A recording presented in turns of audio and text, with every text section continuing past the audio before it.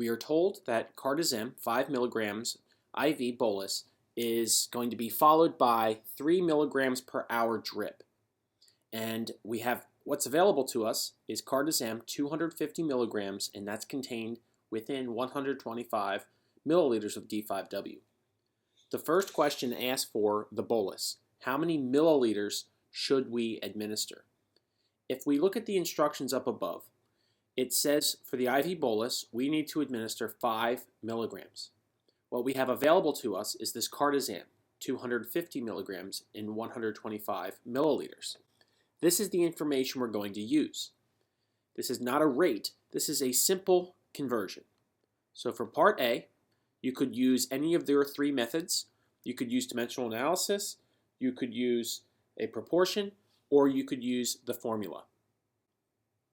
I will briefly show each of these methods. You would start with a dimensional analysis approach. You would start with the 5 milligrams over 1. We would need to convert the milligrams, so a unit of milligrams needs to be in the denominator of the next conversion factor, and I'm going from milligrams to milliliters, using what's available. So this would be 250 milligrams is contained within 125 milliliters. When you multiply the numerators, 5 times 125 divided by 1 times 250, you're going to get 2.5. This will be 2.5 milliliters. I'm going to set up this same problem using a proportion. You would have 5 milligrams.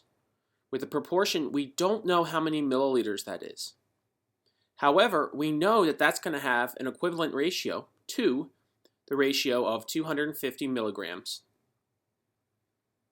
to 125 milliliters.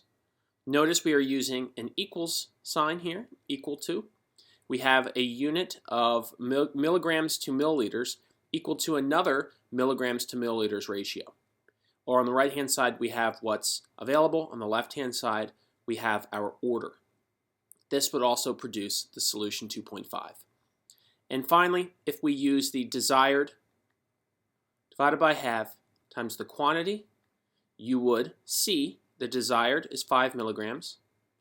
What we have available is 250 milligrams, and that's available within 125 milliliters.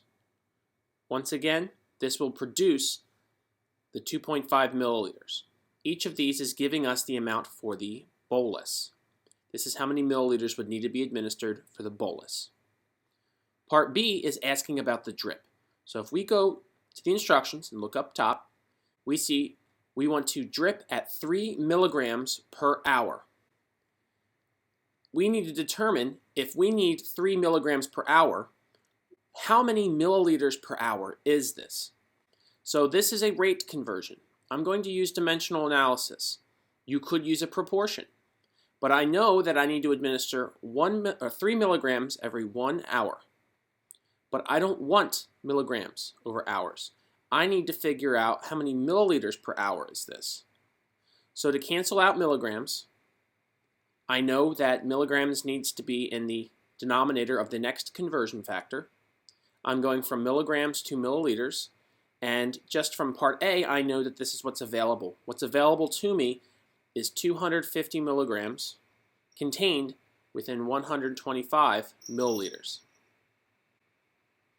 When you multiply, the milligrams will cancel. You're going to get 1.5 milliliters per hour.